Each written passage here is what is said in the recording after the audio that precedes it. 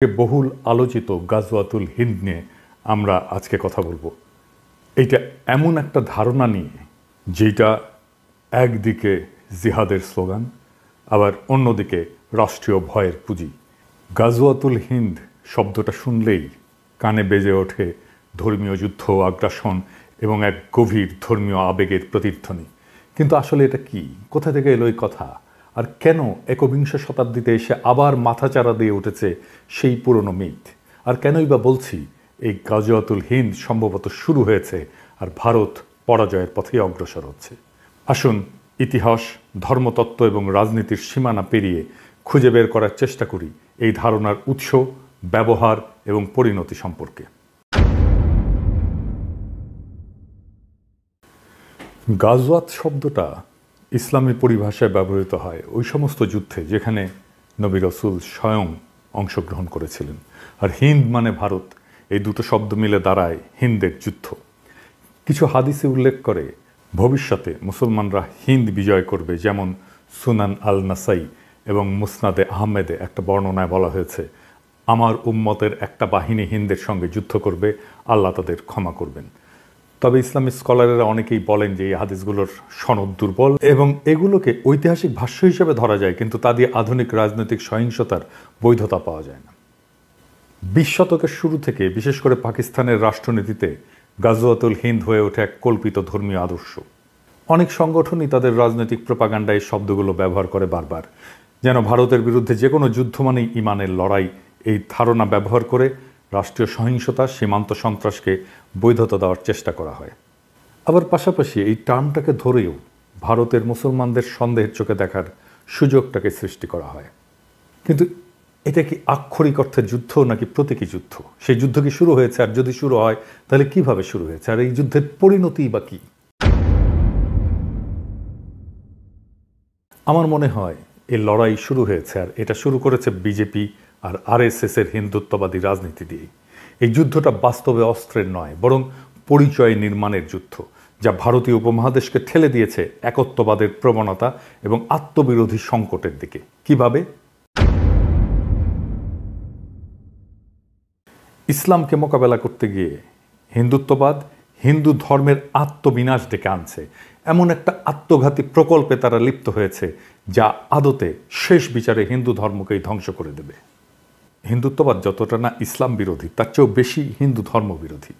কারণ ইসলামকে পরাস্ত করতে গিয়ে সে নিজেরই ধর্মকে এমন এক কাঠামোর ভেতরে বন্দি করতে চায় যা ইসলামিক তৌহিদ বা মনোথেইজমের ছায়া।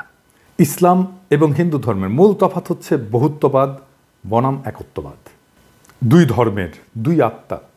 ইসলাম জন্ম থেকে একত্ববাদী এবং তার ইমানের কেন্দ্রে এক এবং অদ্বিতীয় আল্লাহর ধারণা। হিন্দু ধর্ম ঠিক তার উল্টো, সে দাঁড়িয়ে আছে বহুপদ, বহুদেব, বহু সাধনার উপরে। তন্ত্র, যোগ, শাক্ত, বৈষ্ণব, শৈব, অদ্বৈত, এক একটা ধারা, এক একটা জগৎ। ভগবদ্গীতায় কৃষ্ণ বলেছেন যে যে যেভাবে আমাকে চায় আমি সেভাবেই তার কাছে ধরা দিই। এই কথাটাই হিন্দু ধর্মের বহুত্ববাদী হৃদয়।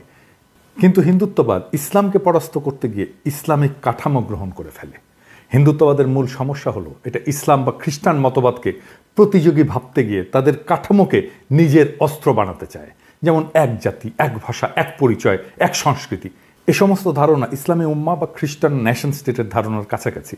হিন্দুদের মাঝে ঐক্য প্রতিষ্ঠা করতে গিয়ে সে এক দেবতা, এক আচার, এক ভাষার সন্ধান করে। এই কারণেই সে নিজের ধ্বংস ডেকে আনে। কারণ হিন্দু ধর্ম কখনো ঐক্য দিয়ে টিকে ছিল না, টিকে ছিল সহাবস্থানে। একত্ববাদের দিকে ঝুঁকে পড়া মানেই তৌহিদের বিজয়। যখন হিন্দুত্ববাদ ইসলামকে ফাইট করতে যায় তখন সে আসলে তৌহিদেরই জয় নিশ্চিত করে। সে মূর্তি পূজাকে তখন লজ্জা হিসেবে দেখতে শুরু করে, পৌরাণিকতাকে অস্বীকার করে, আত্মতত্ত্ব, রূপক, রসতত্ত্বকে সরিয়ে দেয়। বেদান্তের তম অসি এর বিপরীত তৈরি করে শুদ্ধ হিন্দু পরিচয়ের কাঠিন্য। এইভাবেই হিন্দুত্ববাদ বহুত্ববাদী আধ্যাত্মিকতাকে হত্যা করে, অর্থাৎ হিন্দু ধর্মকেই সে হত্যা করে। এভাবেই মোদি আত্মহননের পথে হিন্দুত্ববাদ দিয়ে হিন্দু ধর্মকে নিয়ে যাচ্ছে। এইভাবেই একদিন হিন্দুত্ববাদ যখন নিজের দেহে একক দেবতার ধর্ম নির্মাণ করবে তখন সে নিজেই আর হিন্দু থাকবে না, সে হয়ে উঠবে একটা হিন্দু নামধারী ইসলামী রাষ্ট্রীয় কাঠামোর ছায়া, যার মধ্যে থাকবে না সাধনার পথ, থাকবে না দেবদেবী উপাসনা, থাকবে না অবতার তত্ত্ব, থাকবে না উল্টো যুক্তি। সে সময় ইসলাম যদি আসে তাহলে সে বলবে তুমি তো একত্ববাদকেই বিশ্বাস করো, কিন্তু আমাদের একত্ব অনেক আগে থেকেই পরিণত, তুমি শুধু তার ছায়া, তুমি তাকে অনুসরণ করেছো। এই ছায়া যখন আত্মার আর আশ্রয় দিতে পারে না, তখন মানুষ মূল উৎসের দিকে ফিরে যায়। তখন তৌহিদ শুধু জয়ী হয় না, হিন্দুত্ব নিজেই তাকে তার মঞ্চ প্রস্তুত করে দেয়। তাই গাজওয়াতুল হিন্দ কোনো বাহ্যিক যুদ্ধ নয়, এটা ভারতীয় পরিচয়ের মধ্যে এমন এক আত্মঘাতী দ্বন্দ্ব যেখানে এক ধর্ম অন্য ধর্মকে মোকাবেলা করতে গিয়ে নিজেকেই তাকে রূপান্তর করে ফেলে। হিন্দুত্ব ইসলামকে হারাতে গিয়ে ইসলামিক কাঠামোকে গ্রহণ করে। এটাই আত্মহনন, এটাই ইতিহাসের সবচেয়ে বড় পরাজয়, যেখানে তুমি যেত না বরং তোমাকে হারিয়ে অন্য কেউ তোমার জায়গায় দাঁড়িয়ে যায়। আমি যখন রেকর্ড করছি তখন ফ্রান্সে গভীর রাত, ঘড়ির কাঁটা থমকে নেই, কিন্তু সময় থমকে গেছে। ভারত পাকিস্তানের সীমান্তে যুদ্ধের দামামা, আলো নয় কেবল ধোঁয়া। পাকিস্তান দাবি করেছে ভারতের হামলায় নিহত হয়েছে 3 জন নিরস্ত্র মানুষ, একজন শিশু যার হাতে ছিল খেলনা, কোনো বন্দুক না। এটাই কি সেই যুদ্ধ যেটা বহুদিন ধরে গল্পে ছিল, হাদিসে ছিল, প্রপাগান্ডায় ছিল? গাজওয়াতুল হিন্দ, যার কথা একদা বলা হতো একদিন হবে, সেই যুদ্ধ কি আজকে শুরু হলো? নাকি আমরা অনেক আগেই চুপচাপ নিজের ভেতরে সেই যুদ্ধ শুরু করে ফেলেছি? বিজেপি আরএসএস যখন হিন্দু রাষ্ট্র গড়ার নাম করে হিন্দু ধর্মের বহুত্ববাদকে খরচা করে ফেলে, তখন তারা ইসলামকে হারাতে গিয়ে তৌহিদের কাঠামো নিজের ধর্মে বসিয়ে দেয়। আর এভাবেই গাজওয়াতুল হিন্দ কোনো মুসলিম বাহিনীর হাতে নয়, হিন্দুত্ববাদের হাতে ভারতের ভেতরেই শুরু হয়ে যায়। এখন যারা বলবে ভারত জিতেছে, তারা হয়তো মৃতদেহ গুনছে না, কারণ এই যুদ্ধে পরাজয় মানে শুধু শত্রুর জয় নয়, নিজের পরিচয় হারিয়ে ফেলা, নিজের আধ্যাত্মিকতাকে পোড়ানো, নিজের ধর্মকে কাঠিন্যে মুড়ে দেওয়া। হিন্দুত্ব যখন অদ্বৈতবাদ দিয়ে এক পথে হাঁটতে চায়, তখন সে নিজেই নিজের সমস্ত পথ হারায়। আর তখন ইসলাম আসলে আর কিছু করেও না, সে শুধু দাঁড়িয়ে থাকা দেখে কিভাবে তার প্রতিদ্বন্দ্বী নিজেকেই প্রতিলিপি করে ফেলে। এই যুদ্ধের শেষে কি থাকবে? ভবিষ্যৎ হয়তো বলবে এই অঞ্চলে একদিন এমন এক ধর্ম ছিল যার নাম হিন্দু ধর্ম, যার অসংখ্য পথ ছিল, দেবতা ছিল, রূপক ছিল, নারী শক্তির পূজা ছিল, কিন্তু সে নিজেই নিজের শরীর পোড়ায় হিন্দু রাষ্ট্র নামের যজ্ঞকুণ্ডে।